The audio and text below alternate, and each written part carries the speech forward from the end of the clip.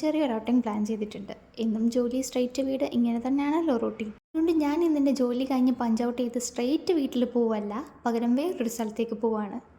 Punching machine പൊത്തിപ്പിടിച്ച വേറൊന്നും കൊണ്ടല്ല കേട്ടോ, ആധാറിനേക്കാളും വൃത്തികേടായിട്ടുള്ള എൻ്റെ ഫോട്ടോ കാണാതിരിക്കാൻ വേണ്ടിയിട്ടാണ്. അങ്ങനെ ദേ പോകുന്ന വഴിയിൽ കുറച്ച് കമ്മലൊക്കെ പർച്ചേസ് ചെയ്ത് ഞാൻ നേരെ പോയി. എവിടേക്കാ? ഡ്രീം മോളിലേക്ക്.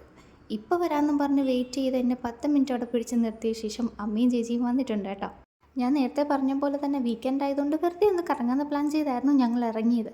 പതിവ് പോലെ തന്നെ എൻ്റെ കങ്കാരു കുഞ്ഞിനെ എൻ്റെ കങ്കാരു ബാഗിൽ ഞാൻ ഹാങ് ചെയ്തിട്ടിട്ടുണ്ട്. ഇങ്ങനെയുള്ള സന്ദർഭത്തിൽ ഏറ്റവും യൂസ്ഫുൾ ആയിട്ടുള്ള സാധനം ഇത്. കാരണം ആളവിടെ ഇരുന്നോളും, നമുക്ക് പർച്ചേസും ചെയ്യാം.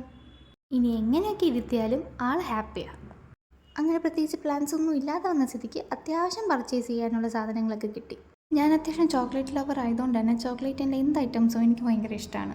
ഞാൻ മാത്രമല്ല, ചേച്ചി അങ്ങനെ തന്നെയാണ്. ചേച്ചിയും പേസ്ട്രീസിൻ്റെ മെയിൻ ആളാണ്.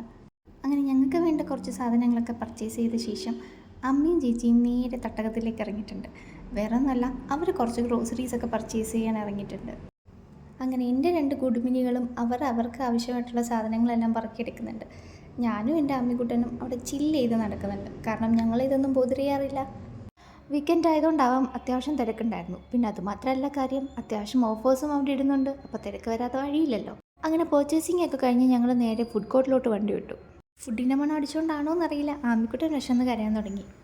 അവൾക്ക് പുറത്തുനിന്നുള്ള ഫുഡ് പറ്റാത്തതുകൊണ്ട് അവളുടെ പോരാളി അവിടെ വെച്ചാണ് അവളുടെ ഫുഡ് പ്രിപ്പയർ ചെയ്യുന്നത്. അങ്ങനെ ആമിക്ക് ഫുഡ് കൊടുത്ത ശേഷം ഞങ്ങൾ ഫുഡ് കഴിക്കാനുള്ള പ്ലാനിലായിരുന്നു. പക്ഷേ ടൈം കുറവായതുകൊണ്ട് തൽക്കാലം 2 ജ്യൂസെല്ലാം ഒതുക്കി. പിന്നെ തിരക്കുള്ള ദിവസം കൊണ്ടാവാം അത്യാവശ്യം ഫുഡ് കൗണ്ടേഴ്സിലെല്ലാം ആൾക്കാരായിരുന്നു. പിന്നെ വെയിറ്റ് ചെയ്യാനുള്ള ടൈമും ഞങ്ങൾക്ക് ഉണ്ടായിരുന്നില്ല. അങ്ങനെ താൽക്കാലികമായി ഓരോ ലൈം ജ്യൂസ് അങ്ങ് പിടിപ്പിച്ചു. അത് കഴിഞ്ഞ ശേഷം അമ്മയ്ക്കൊരാഗ്രഹം, വേറൊന്നല്ല, ഒരു ഫുൾ ബോഡി മസാജ് ചെയ്യണമെന്ന്. കൊച്ചുങ്ങൾ എന്തെങ്കിലും ആഗ്രഹം പറഞ്ഞാൽ സാധിച്ചു കൊടുക്കണം എന്നാണല്ലോ. പർച്ചേസിനുപരി അമ്മ മെയിനായിട്ട് ഇവിടെ വരുന്നത് തന്നെ ഈ ഒരു മസാജിങ്ങിന് വേണ്ടിയിട്ടാണ് കേട്ടോ. അങ്ങനെ അമ്മ ഫുൾ ബോഡി മസാജ് ചെയ്ത സ്ഥിതിക്ക് എന്നാൽ പിന്നെ ചേച്ചിക്കും ആവാമെന്ന് കരുതി അവളൊരു ലെഗ് മസാജ് ചൂസ് ചെയ്തു.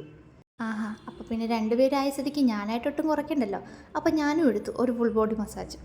പിന്നെ വേറൊരു കാര്യം, ഈ മസാജിങ് ചെയറിൻ്റെ ഇൻസ്ട്രക്ടർ അത്യാവശ്യം കമ്പനി ആയതുകൊണ്ട് നമുക്ക് എവിടെയാണോ പെയിൻ ഉള്ളത് അവിടെ നമുക്ക് കൂടുതൽ കോൺസെൻട്രേറ്റ് ചെയ്ത് കുറച്ച് മസാജ് എടുത്ത് തരും. ഞങ്ങൾ 2 ഒരു ഫുൾ ബോഡി എടുത്ത സ്ഥിതിക്ക് ചേച്ചിയായിട്ട് ഇനി ഒട്ടും കുറയ്ക്കണ്ടെന്ന് വിചാരിച്ച് അവളും എടുത്തു ഒരു ഫുൾ ബോഡി മസാജ്. അങ്ങനെ പ്രതീക്ഷ പോലെ അല്ലെങ്കിലും പ്രതീക്ഷേനേക്കാൾ വീക്കെൻഡ് പ്ലാൻസ് നന്നായി.